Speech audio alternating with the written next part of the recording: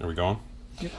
Okay, I want to do a short video here, and it's probably going to be a lot longer than I want it to be because I'm going to ramble on. But do a little video about stock Glock triggers and the whole 25-cent trigger job, and people who believe that this is like some type of precision instrument, and it is definitely not.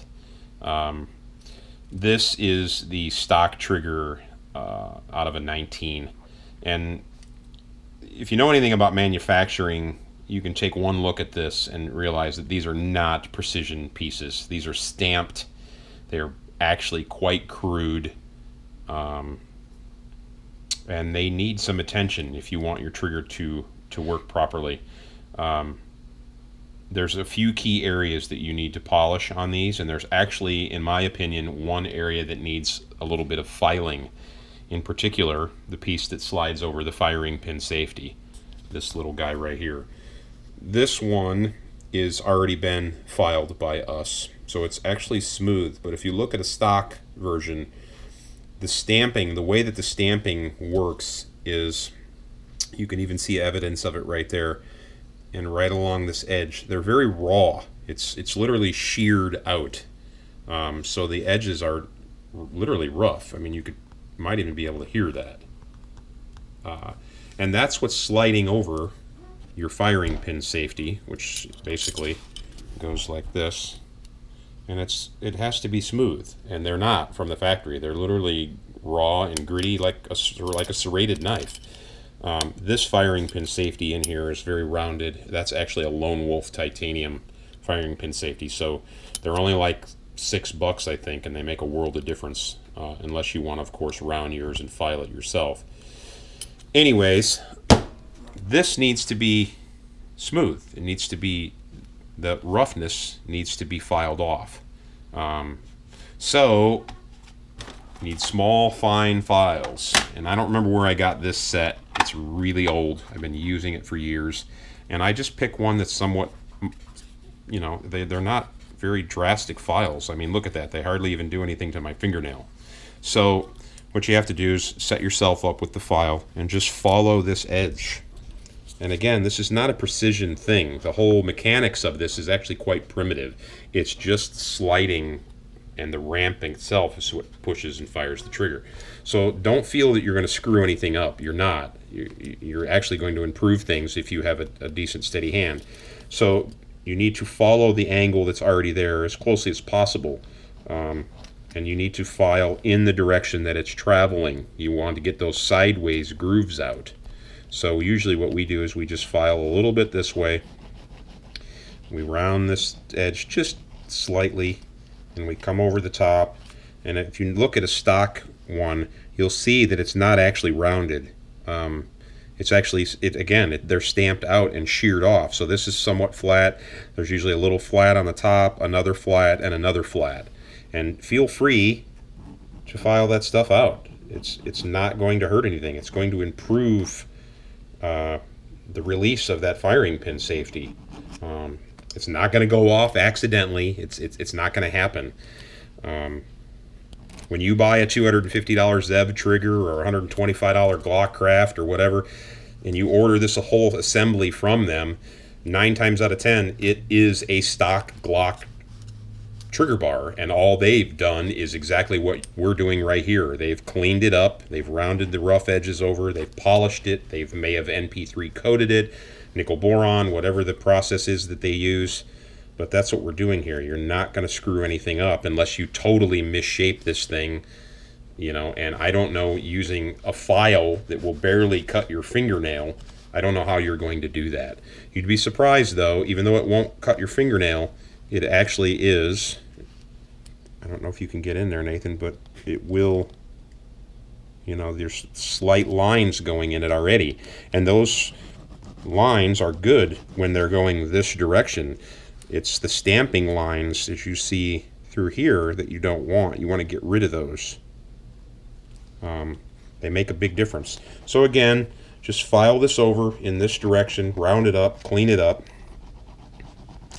And that's really, and you'll be able to feel it with your finger. If you have calloused hands like mine, you won't be able to feel it, but if you take a finger that's less calloused, you'll be able to totally tell that it's a lot smoother than when you started. Next, after that, that's it. That's all you need to file on these things. You don't need to file here or here. Please don't. Next is on to the Dremel. And the Dremel is not going to hurt anything. Recently, I just read a post from a guy that he's worried that he's going to hurt something with his Dremel. It's not going to happen. I'm not talking about using sanding stones or sanding wheels or any of this type of stuff. I'm talking about using these felt pads. They come in different shapes and sizes. This is a brand new large one, small one. This is a softer one that we started using, and this is the one that we've had on here for months. It's getting pretty hard, but it polishes great. It started off white, and it does a great job now, so we've been dealing with it. So there's basically four key areas that you need to polish. You need to polish this ramp for the firing pin safety. You kind of need to polish this whole backside here. You don't have to do this, but I do it because it looks really cool. And you need to polish this here, which is where your firing pin literally drags up against it. And then you need to polish the inside of this part, which is where your connector runs, and kind of this face right here. You don't need to polish all this. You don't need to polish any of this. You don't need to polish up in there or the inside of any of this. So it's basically four key areas: here, here, the inside, and here. That's it. And we're going to do that, and you're going to see that it's doing it by hand is fine. You can do it if you've got like some decent, sandpaper or polishing cloths. For a while we were using these things, which came with one of them headlight kits. This one's pretty wore out, but you put some polishing compound on there and you can rub your ass off and make that shine pretty good. In all honesty, it's a waste of time. Get your Dremel out, take a little bit of flitz, put it on there, turn your Dremel on, medium speed. You don't need it roaring like that. That's actually pretty slow. Kind of go up medium. Don't get this stuff in your eyes. Flitz burns really bad. And that's it. That's all you're doing is kind of buffing that out, taking those impurities off of there. And you really don't need to even do these side wings. You don't need to do much of this, but straight up the middle. And as you can see, let me get another rag so I don't have to peel this one up. As you can see, in literally 20 seconds with the Dremel tool, it's practically a mirror finish. Sorry. And that's all you'll ever need to do. That right there simulates tens of thousands of rounds through the gun, which is really all that polishing does to begin with. The next place to do this, again, is the spot that you just hopefully filed. If you want the ultimate in smoothness, again, medium speed, a little bit of flitz on there. Round this guy over. You can go over the edges a little bit. And then this little nipple on the side, if it's a Gen 4 trigger, you want to do that little nipple. That's a new Gen 4 feature that runs down the side there. Helps keep this bar centered more over the firing pin.